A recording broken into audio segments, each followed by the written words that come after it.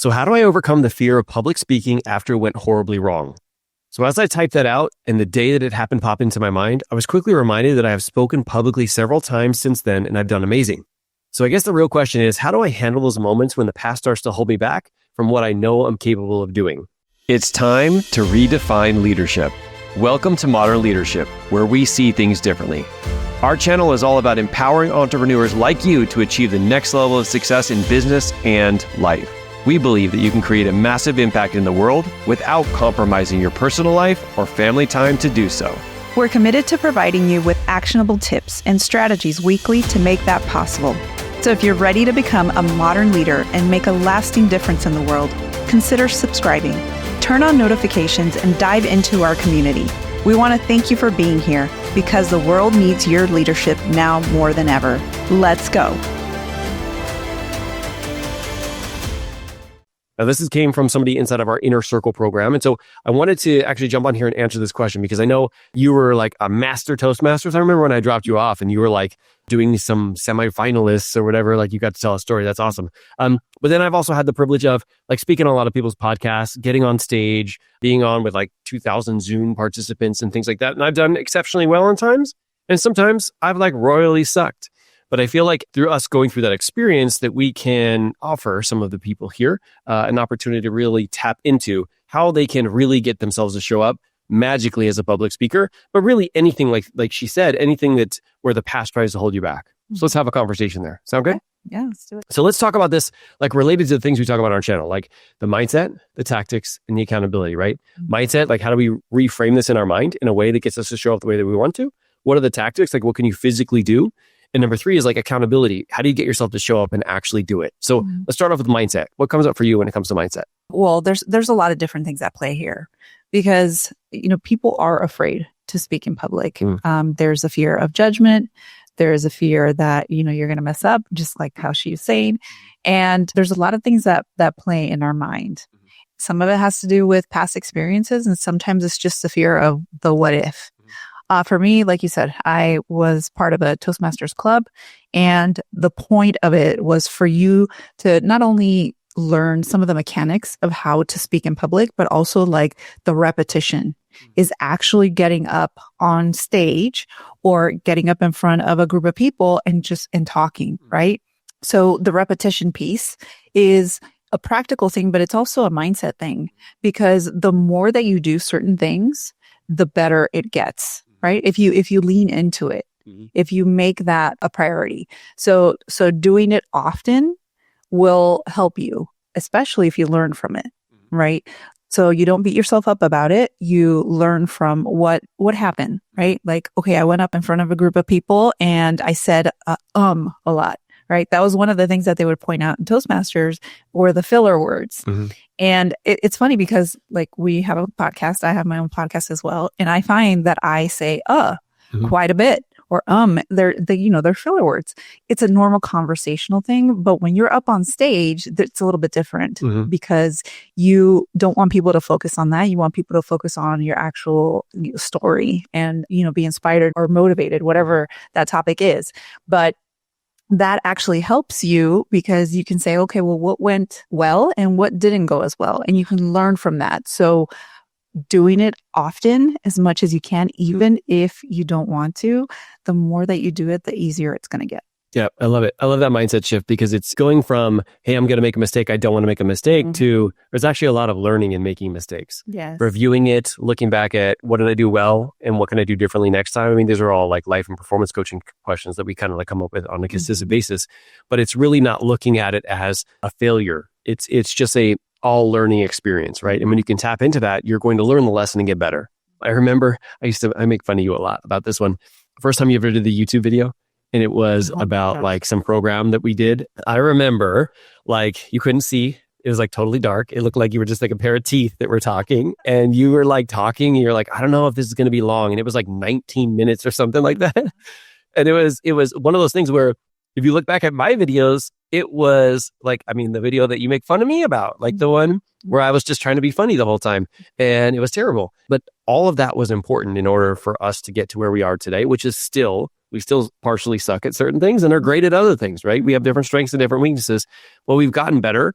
and realizing that sometimes that's going to happen. And when it happens, you just got to sit back and analyze it and not shame or guilt yourself. By the way, when you're talking about like the pain of public speaking, we're reading inside of our book club, The 16 Undeniable Laws of Communication by John Maxwell. Incredible book. If people haven't read it, that's definitely a game changer. But we're reading it and we're going to be doing a summary next week. But one of the things they talked about is Seinfeld says that the number one fear is public speaking. The number two fear is the fear of death. He said, so if you're at a funeral, you would most likely want to rather be in the casket than giving the eulogy. And I was like, oh my gosh, that is crazy, like how fearful we are. And I just want to call out to something, like use a little bit of logic here. The reason why we're fearful of like speaking in public is because our brain is wired to keep us safe. Mm-hmm. And back in the day, we needed to fit in and blend in with everybody, because if we didn't fit in or blend in, we'd be pushed out of the tribe and we wouldn't be able to survive. So this is a mechanism that's in our brain that hasn't evolved. And because it hasn't evolved, it gets us the feeling of like sweaty palms and we're just nervous. We think we're going to die, because in reality, you used to. This used to be that important. It's not as important as much anymore. You could just hit delete on videos. You can hit delete on the podcast, right? Which, by the way, don't do that, because you're going to be so excited when you get, 12 years for us and you can look back at those old ones. And I did the stupid thing of deleting most of them. But yeah, it is a great experience. So that's the mindset. Let's talk a little bit about the tactics around it, right? Mm-hmm. So I kind of want to hit this one up because I gave a speech to the American Jail Association recently, and it was like a speech around leadership. And whenever I think about public speaking, it's very easy for my brain to make it mean something about me, right? I get into me. What am I going to say? What are people going to think of me? Like, what is this going to, like all of these things, like, is this going to be an opportunity for me? And anytime I do that, I realize that I'm getting into like my subconscious or my head voice, right? And it's not going to get me to show up the way that I want to. So whenever I'm speaking, I always make it about the other people. Like for this, I actually got together with them and I said, hey, what are some of your people struggling with the most? What do you think would be the most helpful? Like if they got to the end of my speech and my conversation and my keynote, what would you want them to leave the room with that would make you feel like this is the best decision ever to hire me to be here? And they told me. And then I asked them, can I actually speak to some of the people on the front line to ask some of them questions? Ask them the same questions. And I came up with a presentation that was able to deliver what they needed. And it wasn't about me, it was about them. So when you're thinking about speaking in public, not only is it a good mindset shift, but it's also a good tactic to go to those people and to figure out what is it that they're wanting and needing the most. What would they want to learn from you? What are some results they'd like to have? And like asking them those questions will help them show you how best to serve them.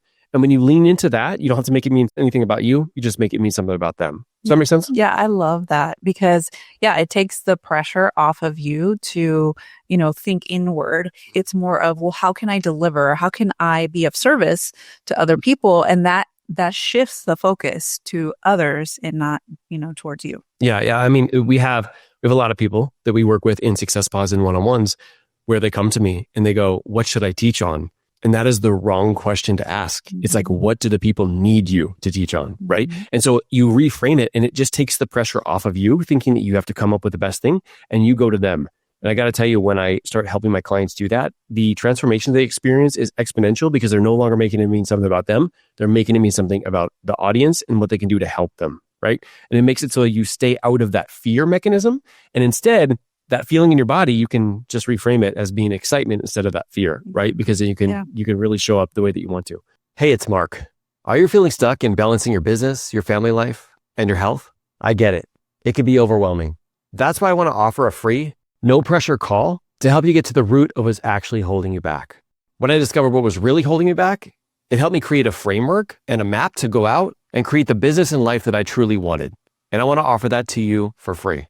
Together, we'll create a personalized plan to help you excel in the areas that are most important to you in life. Apply now for the free call. The link is below in the description. And let's take the first steps towards transforming your life. Now, let's get back into the show. All right, third piece, accountability. How do you get yourself to show up, especially on game day, like right before you're about to go on stage, right before you're about to hit the live button, right before you're about to set up the podcast? Like, how do you get yourself to take action? Yeah, I think one of the things would be to set a time, set a date, set a time, and be specific about when you're going to do certain things. Let's say somebody asks you to, give a speech. Of course, you already have that built in. But when you're doing things like, let's say you have a small business and you want to go online more often, and I think that was the case for the person who asked this question, is like, set a date.